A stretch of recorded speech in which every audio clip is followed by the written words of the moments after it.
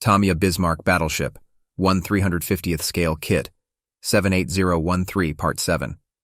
In this Sunward Hobbies article, I'll be finishing the build of the Tamiya 1/350th scale model of the German battleship Bismarck. All of the fine plastic detail parts will be added along with some helpful tips on creating handmade insignia markings and basic rigging. Now that the superstructure components have been added, and the replica doesn't need to be constantly spun around, there's less fear of snapping off the smaller parts. The propeller parts are a perfect example of those items which can fly off when you have to excessively handle any project. I strongly recommend using your ship's stand to elevate the model at this point. The propulsion parts need a few hours to harden due to upcoming final paintwork. You don't see it here, but I rested a rubber glove on top of the stand to help it grip the hull. The glove will also prevent red paint from being damaged and make turning the model around much easier. Attach the braces first. Then while the cement is setting up, you can slip the shafts through the opening hole. At this point comes the decision to clean up the connection points. You can get away with is by firmly pressing the parts in place. Remember, this is not a modern plastic model, thus the minor flaws can be excused. There is plenty of play when trying to achieve the final result, so don't fret about the amount of time with getting it quickly worked out. Just make certain you have enough distance from the edge of the shaft support to shaft itself for the propeller to fully affix. Please excuse the dusty debris, that all gets cleaned up later. The angle might look a little outwardly off, but that's the way the model was formed. This is the time to add another droplet of Tamiya extra thin cement, 87038, to the connection areas. Make absolutely certain you let this harden for 3 hours minimum. AK Interactive Metal and Tamiya paint are both superior products, but need time to react with one another. The stern anchor is nicely crafted, however. You must shave some detail from one side in order to have a decent mating and cementing surface.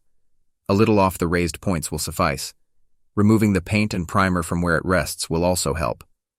To eyeball the correct angle of the rudders, simply get down on a knee after the cement has flashed off for a few minutes.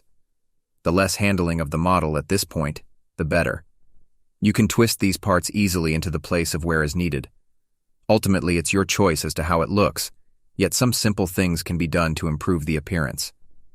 As I've stated in previous Sunward Hobbies Bismarck articles, you will be spinning, flipping, and turning this model about. Little parts, such as this yard arm, will snap off at the most inconvenient time. Many may never be seen again, except for the mouth of the vacuum cleaner. Wait until the least amount of manhandling needs to be done. There are 4 of these bits to go on, and they add awesome detail. Other small additions can be done now as well. These little guns have perfect connection holes. Just make sure you remove the plastic flash along with any paint and primer. Consider using a wide-tipped set of tweezers when installing these items. You'll get much more control in placing them.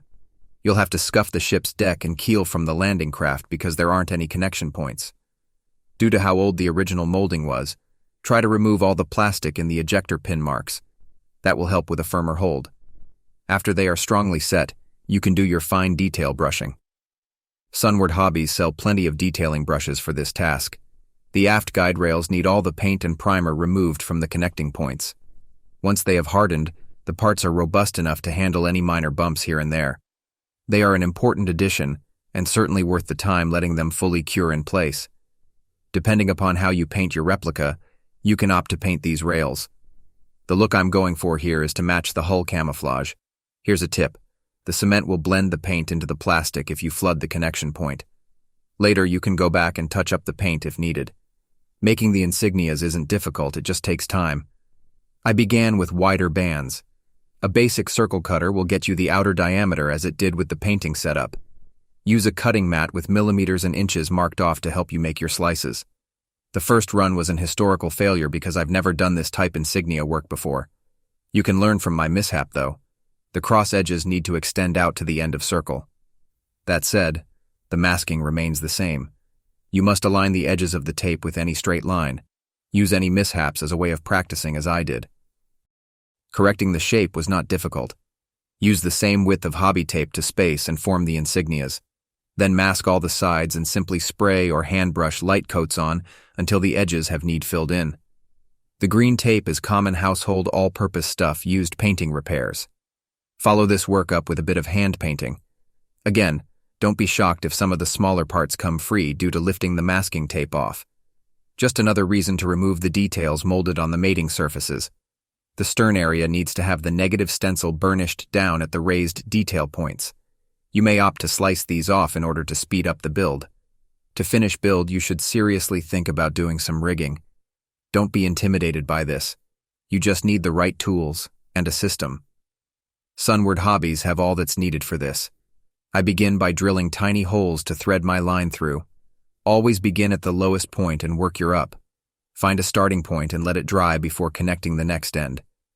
Use a slow-acting CA glue to give yourself some time to make minor adjustment. A common clamp will hold your Excel tweezers together while the line and CA glue harden. Again, it is a system and method, so go one step at a time. Make sure you have all the tools you need by your side. It doesn't matter which product you use for the rigging. I have a dozen of them. Take a step back and examine your points of connection to see if it pleases you. At the end of the build, it is your eye whom are the most important. Use some fine-tipped tweezers to thread the rigging line, and no matter which CA glue you use, allow it time to dry. Sure, a steady hand is needed, but doing this will make your model jump to life. Ask the staff what might be the best for making this task more enjoyable. Personally, I like to add a droplet to the surface, then add the material and follow that up with another once it's dried. The wet CA glue will not rehydrate provided it's completely hardened. Once again, it is a slightly time-consuming task that you'll completely forget about hours when the model is on the shelf. The stern flag post should be dry-fitted and then cemented. The form has to write in order for the flag to look right. Clean off the connection points and test fit them. You may have to squeeze the forward bars in order for them to plug into the holes. Once this is done, then you can cement the top of the V to the post. You, most definitely, want to let this harden for an hour. There are two choices of flags. One looks as if it's wafting in breeze while another is outstretched. I prefer the later. If you choose to cut out the middle white paper for more realism, it's your call. Being this is a basic build, I want it to be as fun as it gets. Here you can see the flag in place. This is removable for shipping, while at home you might think about doing the same and cementing it when it's in the final location.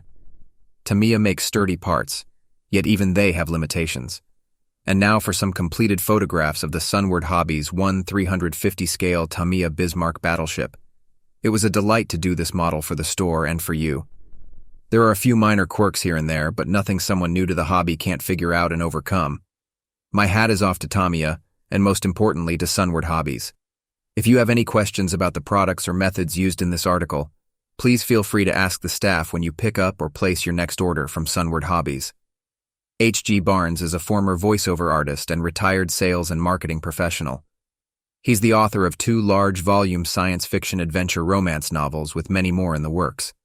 For well over 40 years, he's been building scale model replicas and now does commission work for clients in Canada and the USA, plus completes projects for companies in Asia and Europe. Currently, HG is involved as an associate editor with Kitmaker Network's online magazine channels.